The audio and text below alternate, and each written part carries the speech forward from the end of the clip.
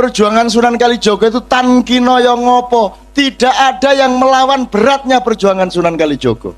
Kon biasalah mek dikandani Kiai Sunan Kalijogo itu dakwah dengan seni ngono kata. Alah.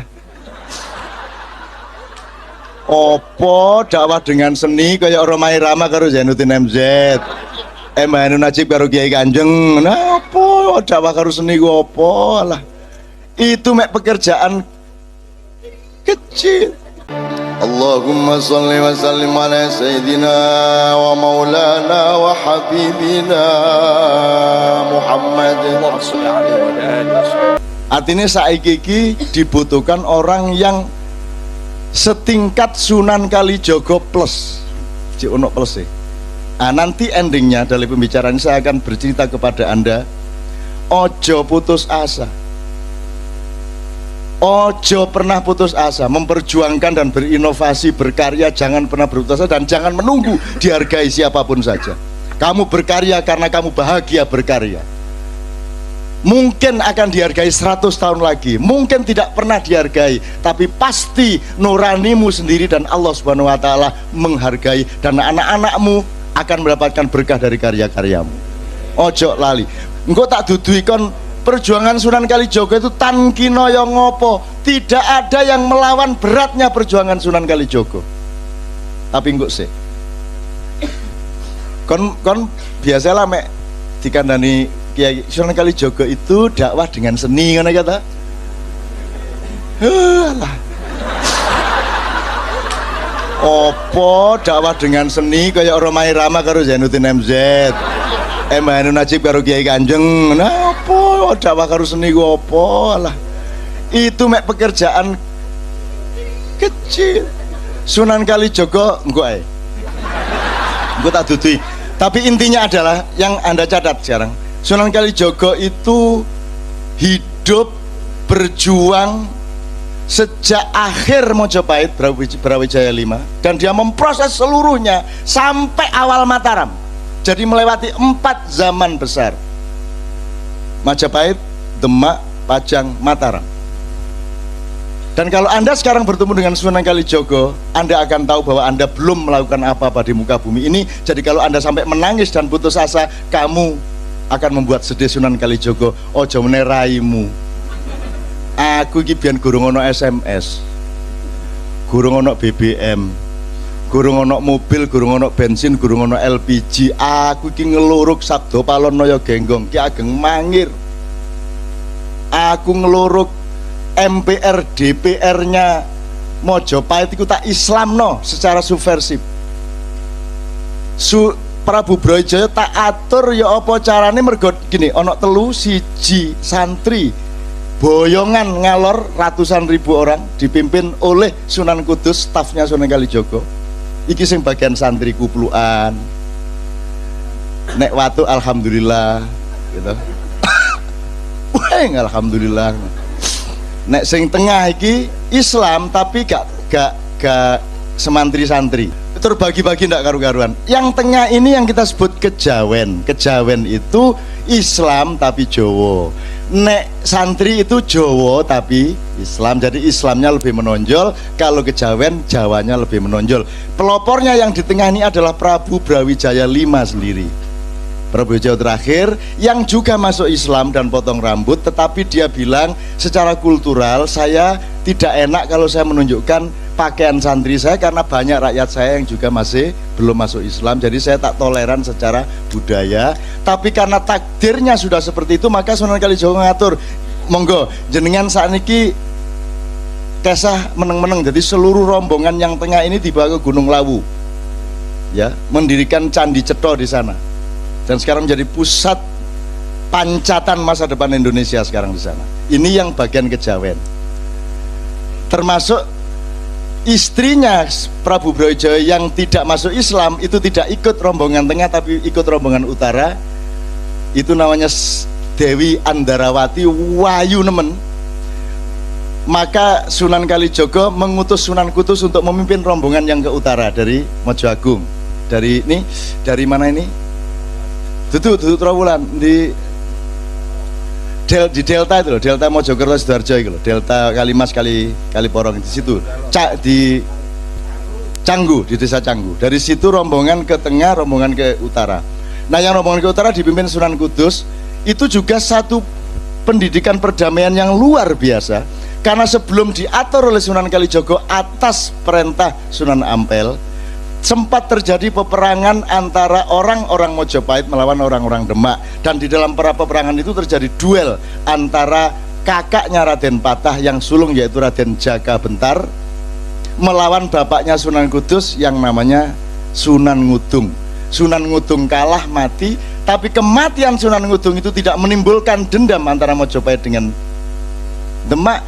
Oleh Sunan Kalijogo dengan satu pemikirannya sangat jenius dijadikan alat perdamaian yang luar biasa.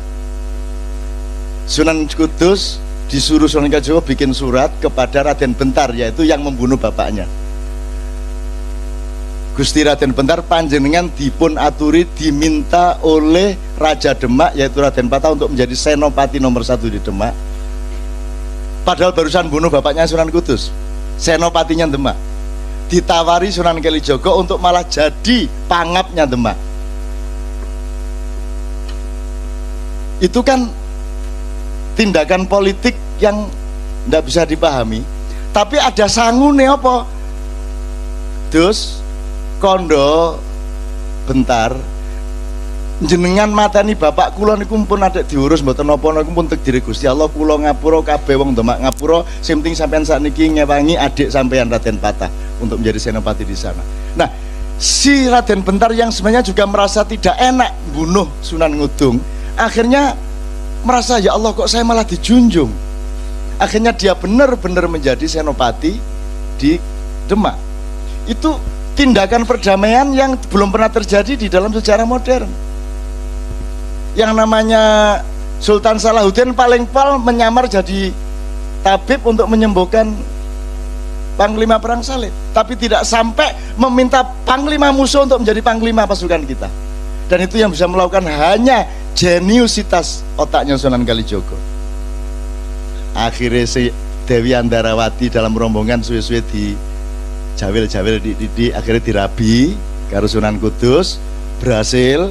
Terus Raden Bentar berhasil menjadi panglima Demak, panglima perang Demak. Dan karena dia pada dasarnya itu punya kecenderungan spiritual yang tinggi, maka akhirnya dia mengundurkan diri setelah beberapa tahun menjadi senopati. Kemudian dia pergi ke Jogja Selatan, di sana dia mendirikan padepokan. Ini nanti saya akan cerita serius mengenai padepokan dan tanah perdikan. Dia menyebut dirinya Panembahan Bodo.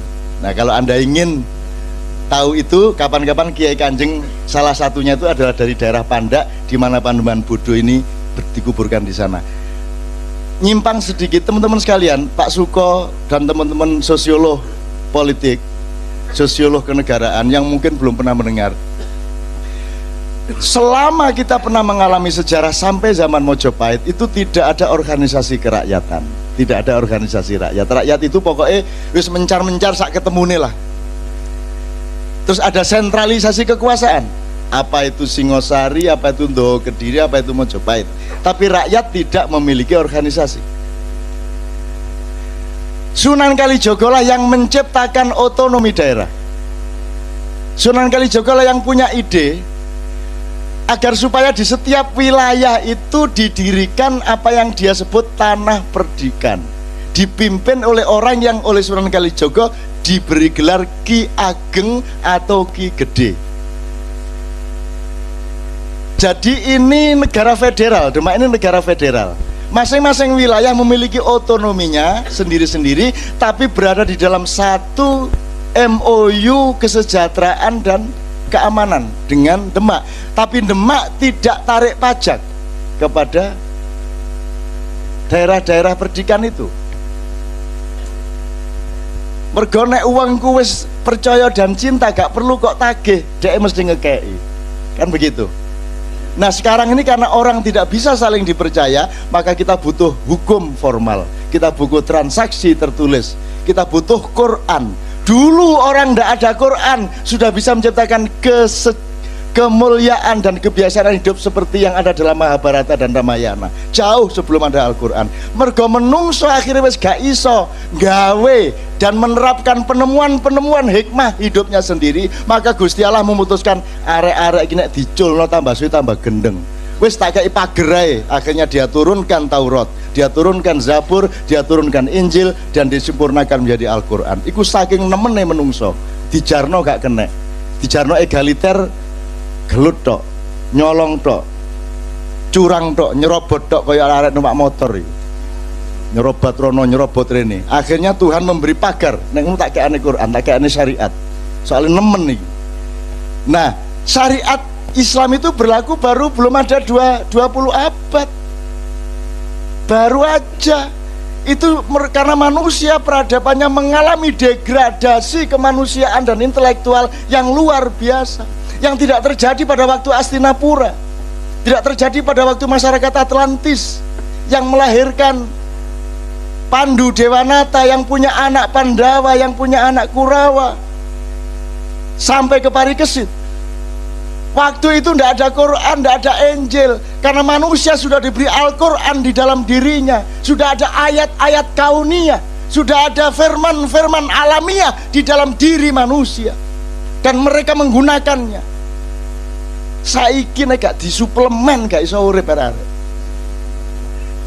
Suplemennya gak mek ekstra jos, kudu butuh Quran, kate gak nyolong kate butuh Quran barang. Kate gak korupsi kate butuh hukum KUHP barang. Nek kon iku menungso lak mesti gak korupsi sih. Nah mergo kon gak tapek menungso, akhirnya dibutuhkan hukum-hukum yang toh akan dia langgar sendiri, karena yang membuat aturan-aturan adalah orang-orang yang sebenarnya mengakali hukum supaya dia tetap bisa nyolong. Nggak terus muring-muring gitu. Tidak terus tutup KPK lagi, tapi gak. Saya cuma ingin mengatakan, ya Allah, Sunan Kalijogo ini diringkes dewe Pak KPK Pak. Transformasi dari Mojopahit ke Demak, ke Gunung Lawu, dan ke selatan Sabdo Palonoyo Genggong sampai ke timur NTB, NTT, sampai ke utara Makassar Kalimantan, sampai ke Madura. Sing bagi kepala tanah pendidikan Sunan Kalijogo. Jadi dia bikin daerah otonomi di seluruh Nusantara, dan itu dilakoni ijen. Asistennya Mek Sunan Kudus kok. Jadi anaknya Prabu Brawijaya itu jumlahnya terakhir ya, Prabu Brawijaya 5 itu jumlahnya 140 itu. Wis bayangno iku brancahe iku wonge. Iku kurang ngene tok meteng, ngene tok meteng. Watuk meteng ngono ya kira-kira ya. 117 ya. Nah, Anda sekarang sebut nama dari periode itu, sebut semua nama. Anda tahu Ki Ageng Mangir, semua itu anaknya Prabu Brawijaya. Anda tahu Ki Ageng Pengging Hadayaningrat, Anda tahu sudah Ki Ageng sak Indonesia itu anaknya Brawijaya kabeh, anaknya wong kene kabeh. Nek saiki Jawa Timur yang melahirkan pemimpin-pemimpin seluruh Indonesia mbembet kayak saiki milih gubernur gak iso. Ojo ngaku nek kon turunane Mojopahit. Semua kepala tanah pendidikan itu anaknya Brawijaya, dan semuanya murid Sunan Kalijogo. Tidak seorang pun yang tidak. Semua murid Sunan Kalijogo. Sebutan sapa? Sebutan nama-nama dalam sejarah pada periode itu, di 4 periode. Semua muridnya Sunan Kalijogo. Yang mendirikan Demak, semua murid Sunan Kalijogo. Mendirikan Pajang, murid Sunan Kalijogo. Mendirikan Mataram, Sunan Kalijogo. Panembahan Senopati, gurunya namanya Ki Mondoroko atau Juru Martani, muridnya Sunan Kalijogo. Bapaknya Ki Ageng Pemanan, muridnya Sunan Kalijogo. Ki Penjawi, muridnya Sunan Kalijogo. Ki Ageng Mangir, muridnya Pak Sunan Kalijogo. Syekh Belabelu, muridnya Sunan Kalijogo. Gak ono sing gak. Iku wong kaya ngunu perjuangane, iku jek gagal. Lah wis lah kok kene jek kan gawe Bambang Wetan ping 10 ae njaluk sukses. Sunan Kalijogo ini perjuangannya sampai detail. wingi wis tak critani mengenai Ki Ageng Mangir. Tak kayak ceritanya. Jadi itu Sunan Kalijaga diparani dan caranya berdakwah luar biasa. Maka Sunan Kalijaga jangan diukur, jangan dibandingkan dengan kaum profesional zaman sekarang. Wong saiki iki iso umbah-umbah gak iso ngliwet. Tak ngono sih. Pinter hukum gak ngerti etika, ngerti etika gak ngerti agama, ngerti agama gak ngerti teknologi gak ngerti ilmu sosial. Lah ngono wong saiki. Uang kok irung tok, uang kok moto tok. Lah ngono saiki ya, uang kok pelit tok.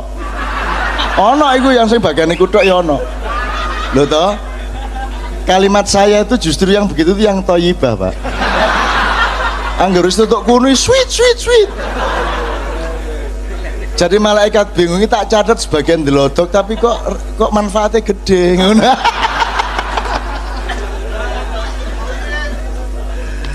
Ini saya mudah-mudahan ini menjadi wacana ya. Saya tidak mengatakan kepada para akademisi dan intelektual bahwa benar seperti itu, tapi itu saya merangsang Anda diteliti dong, diteliti, dibuka kembali dong sejarahnya. Tak kayak contoh Sunan Ki Ageng Mangir itu anake Prabu Brawijaya kelima nomor 43. Nah, Ki Ageng Mangir iki sing bagian melok ngedul, sing bagian gak mlebu Islam, sing bagian agama Jawa asli. Termasuk yang jadi Raja Denpasar, kembali ke Hindu, ke Buddha dan seterusnya. Ya, ini diparani karo Sunan Kalijaga.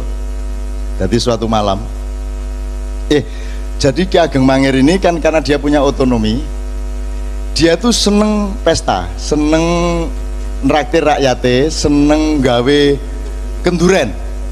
Jadi pada suatu hari rakyat diundang 3 hari 3 malam untuk makan besar, wayangan, jadilan dan lain sebagainya. Mergo jik game abangan, ke abangan tok iku. Betul-betul masih irengan jian gitu ya. Tapi dia orang baik sebagai manusia, Ki Ageng Mangir ini.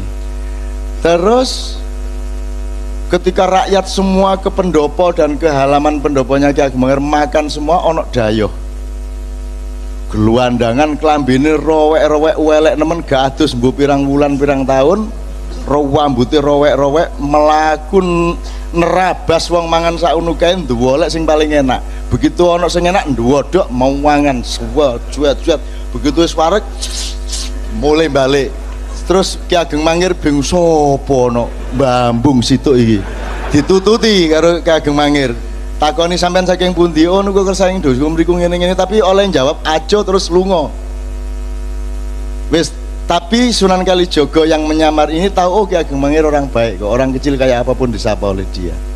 Besoknya dia balik lagi tapi tamu yang kedua pada hari kedua ini bukan seorang gelandangan tapi seorang priagung besar yang berpakaian kerlap-kerlip emas permata gagah luar biasa, dengan pakaian kebesaran raja, dengan pengawal prajurit 20 orang dengan kuda-kuda yang sangat gagah. Sehingga Ki Ageng Mangir ini tak kasih tahu, dia belum pernah ngerti kerajaan, dia belum pernah menjadi bagian dari kerajaan karena tanah perdikan. Jadi dia tidak pernah sowan ke Demak, sowan ke, tidak pernah. Jadi betul-betul otonom pada waktu itu. Maka ketika ada priagung berpakaian seperti itu datang, dia langsung ngapurancang. Panjenengan saking pundi priagung ini dan seterusnya ditanya. Si tamu yang kedua ini tidak menjawab, langsung nerabas meneh nang nggone wong mangan, langsung mangan. Lho iki ana priagung tapi kok yang geragas iki. Mau mangan, wok dan lebih dari itu, dia menjadi pusat perhatian semua rakyat yang datang di situ karena mari mangan wis wareg gantian iki jangane dibiyorno nang pakaiane, segore diulet-ulet ambek kene, suambel, pokoknya semua makanan diusapkan ke pakaiannya, dan begitu kuwabe wis beletotan gak karu-karuan dicopot karo dheke, sak kuluke, sak celonone karek satu selempang kayak sarung dek ngono iku, semua dicopot dan kupluke lebokno kene, iki dilebokno, dadi lebokno apa dilebokno panci, dilebokno piring, wis mari ngono dhek nglego melayu mulih gak pamit gak apa, ditututi karo Ki Ageng Mangir. Sopo iki koyo ngene iki? Begitu Ki Ageng Mangir sampai keluar Sunan Kalijaga sudah hilang. Sak jaran-jarane sak 20 pengawalnya wis gak ono, jadi gak ketututan. Padahal sebenarnya kalau mau hilang dia butuh sekian ratus meter untuk sampai tempat di mana dia bisa menghilang. Tiba-tiba hilang. Detik itu juga Ki Ageng Mangir mengatakan kepada anaknya, menantunya yang namanya Ki Ageng Wonoboyo. Wonoboyo ini juga cucunya Brawijaya juga dari daerah Gunung Kidul. Semuanya juga muridnya Sunan Kalijaga. Dia bilang sama Wonoboyo, Wonoboyo, kowe saiki mimpin tanah Perdikan Mangir. Kowe saiki tak dapuk dadi Ki Ageng Mangir Wonoboyo kaping 1. Lah Wonoboyo bingung, lah panjenengan badhe pripun niki kok diparing keten kula. Aku tak goleki guruku, langsung mencolot nututi Sunan Kalijaga, metu nang halaman bingung nututi nang ndi iki.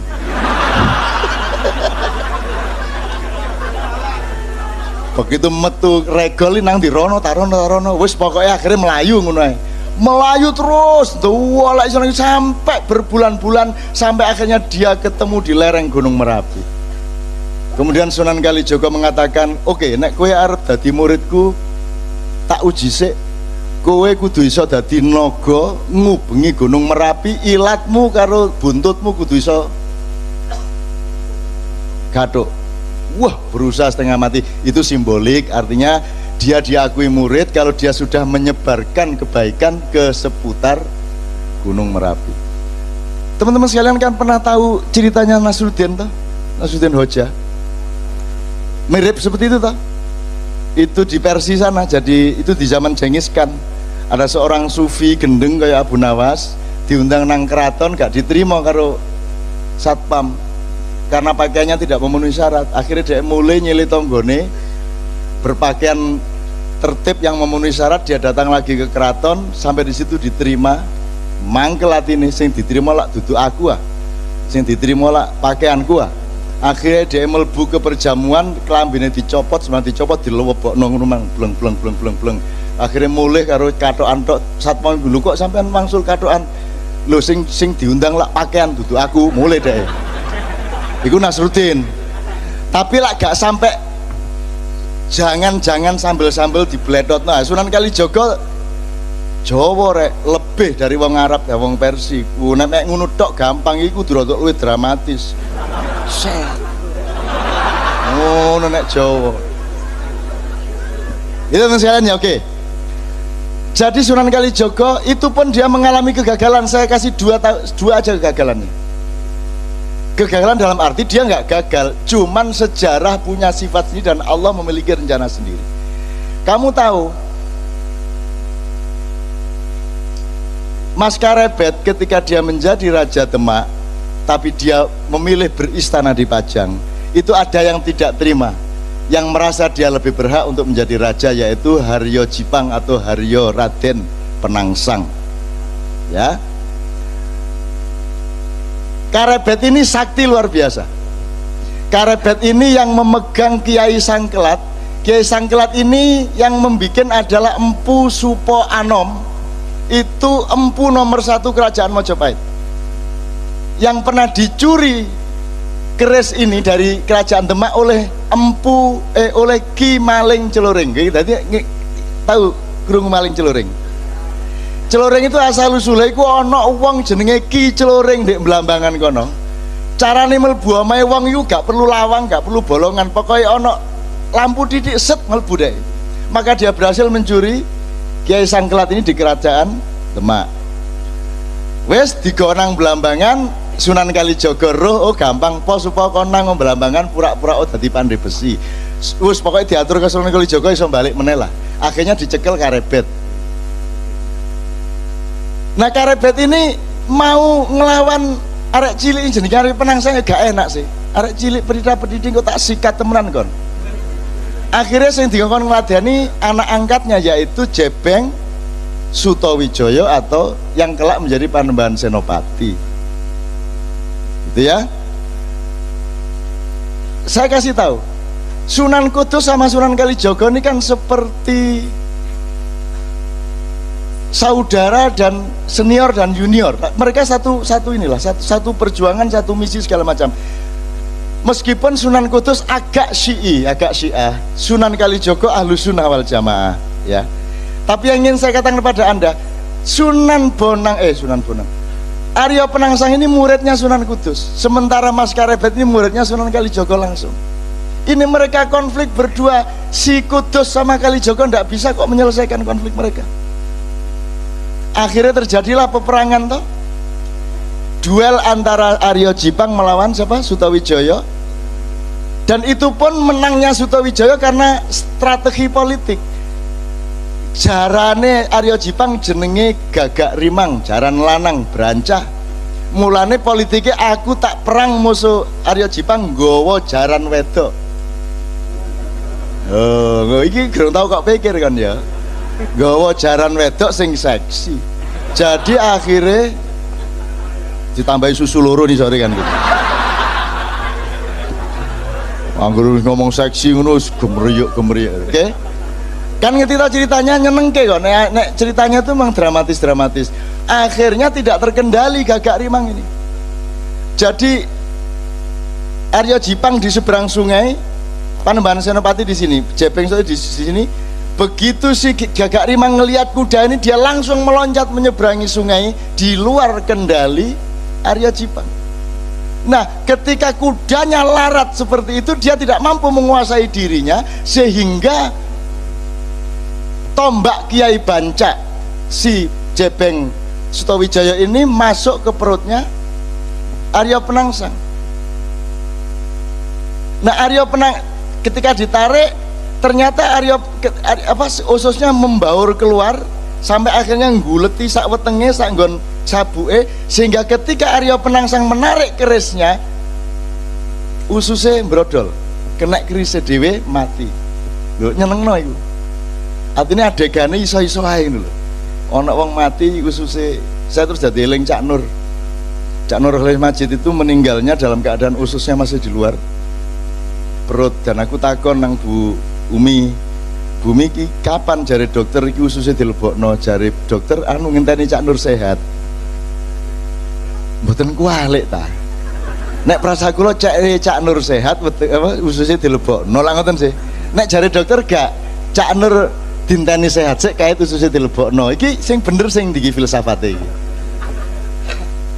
Itu juga yang terjadi pada Arya. Jadi Sunan Kalijogo sampai akhir hayatnya tidak mampu mendamaikan dua orang ini, bahkan dengan Sunan Kudus. Satu, jadi gak iso masih aku kate lapo-lapo ndek dunia iki, nek aku gak iso Gusti Allah mentakdirkan aku gak iso mengatasi masalah, ya gak masalah, yang penting aku berjuang terus. Dan Sunan Kalijogo meneruskan perjuangan sampai awal Mataram. Karena masuknya tak kandani, kenapa saya Mojopahit kok dibawa ke Demak? Karena ada semburan lumpur di Canggu, ada lempengan bumi yang bergeser, yang membuat struktur pertanian menjadi kacau di ujung Mojopahit itu, sehingga infrastruktur pertaniannya menjadi tidak mampu lagi menyangga perekonomian Mojopahit. Maka Sunan Kalijogo berpikir harus menoleh kepada perdagangan global, harus menoleh kepada ekonomi pesisir. Maka ditransformasikanlah dari kerajaan yang agak di pedalaman, yaitu di Mojoagung, Canggu, Mojokerto, itu diseret ke pinggir pantai, yaitu ke Demak di desa Gelagawangi, dalam rangka supaya ada transformasi menuju pertahanan pangan dan lain sebagainya. Dan itu Sunan Kalijogo luar biasa. Nek wong gak ngerti perekonomian gak iso duwe ide kayak ngono iku. Jadi Sunan Kalijogo iku duduk seniman yang berdakwah dengan seni. Sunan Kalijogo ahli ekonomi, ahli perdagangan, ahli strategi politik, pendekar yang mumpuni, dan seterusnya dan seterusnya.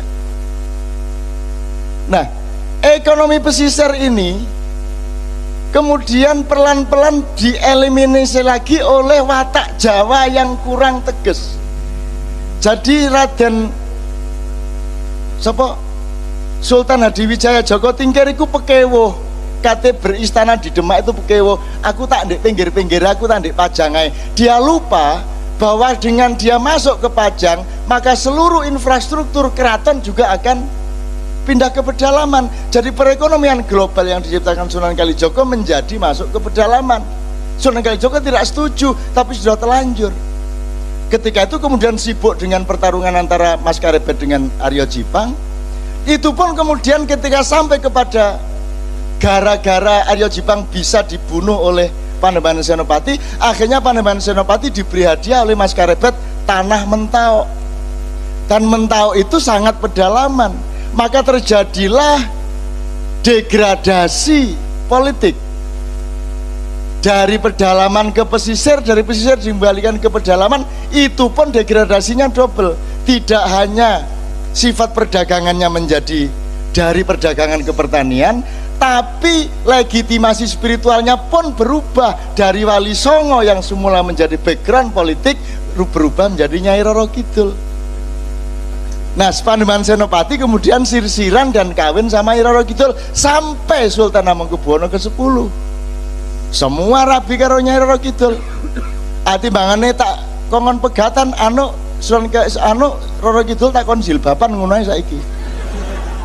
Cek gak angel-angel temen-temen. Ya saiki sembahyang 5 waktu semua. Nyai blorong barang wis sembahyang 5 waktu. Kadang-kadang melok jemuan barang. Ngono ya kanca-kanca ya. Saya ingin mengatakan kepada Anda, ayo belajar sejarah supaya Anda tahu Anda ini Garuda. Anda ini bangsa besar. Kan itu kan selalu saya omongkan di Bang Wetan.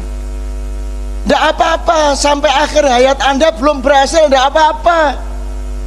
Anakmu yang berhasil, nek gak anakmu putumu. Tapi kita bangun kembali paruh yang baru itu, kuku yang baru itu, dan tidak pernah putus asa. Gak direken karo pemerintah, gak direken karo Indonesia, anggitmu Bang Wetan direken ngono ta ya apa? Kene ya gak ono sing ngreken. Gitu loh. Ayo direken-reken dhewe. Kok repot. Geden di Bang Wetan karo Indonesia aku takon, secara nilai. Secara nilai. Komprehensinya, kedalamannya, ketinggiannya, ketajamannya, gede mana Indonesia sama Bang Wetan? Pernahkah Indonesia mencapai ilmu-ilmu seperti ini? Tidak kan? Lagi lebih besar Bambang Wetan. Lah iya, wong jelas Bambang Wetan luwih gede timbang Indonesia, kok kon njaluk digendong Indonesia? Lah dengkek Indonesia gendong Bambang Wetan. Kon sing kudu gendong Indonesia, betul enggak? Kamu jangan minta diakui loh yang lebih kecil dari kamu. Tidak kuat hatinya, tidak kuat pikirannya. Kamu yang lebih besar dari mereka, kamu yang menampung mereka, kamu yang punya kebesaran jiwa kepada Indonesia. Ngono. Bung Karno iso pidato ngene iki. Manggel aku suwe-suwe. Lho nek Sunan Kalijogo ngene iki, seluruh ilmu dia kuasai sebagaimana Rasulullah Muhammad Shallallahu Alaihi Wasallam. Oke, terakhir sekali jaga kedawan-dawan. Nanti saya minta Pak Wiwit sama Pak Huda, Cak Dil, Cak Enang sama Mas Toto untuk maju. Kiai Haji Toto Raharjo, sudah lama kita tidak ketemu. Sudah banyak ayat-ayat yang dia hafal.